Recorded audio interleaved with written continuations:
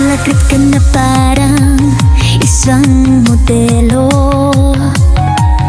Kahit na may mga tao na maaaring manghusga sa iyo, huwag mong hayaang hadlangan ka ng kanilang mga salita, sapagkat ang iyong buhay ay mahalaga. Hindi ka naman nakakasagasa ng ibang tao, at higit sa lahat ang iyong mga hakbang ay hindi labag sa kalooban ng Diyos. Patuloy na maglakad patungo sa iyong mga pangarap, sapagkat sa bawat pagsisikap at sa tulong ng ating makapangyarihan, tiyak na makararating ka sa iyong minimithi.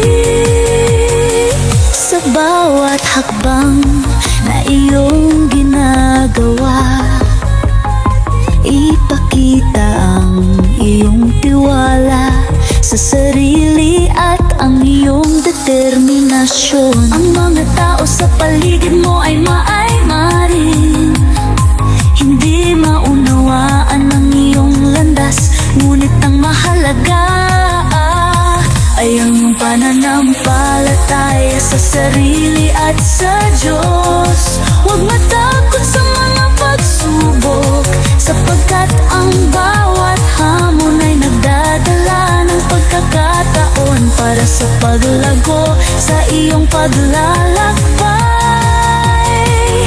Dalhin mo ang liwanag ng iyong mga pangarap, at sa tulong ng ating Panginoon, makakamit mo ang tagumpay na iyong pinapangarap.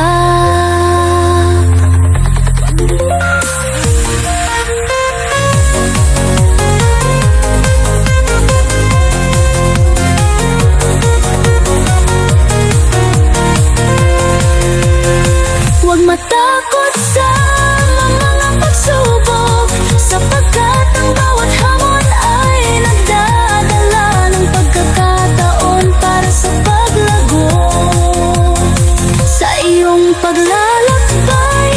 Dalhin mo ang liwanag ng iyong mapangarap, at sa tulong ng ating Panginoon, makakamit mo ang tagumpay na iyong pinapangarap.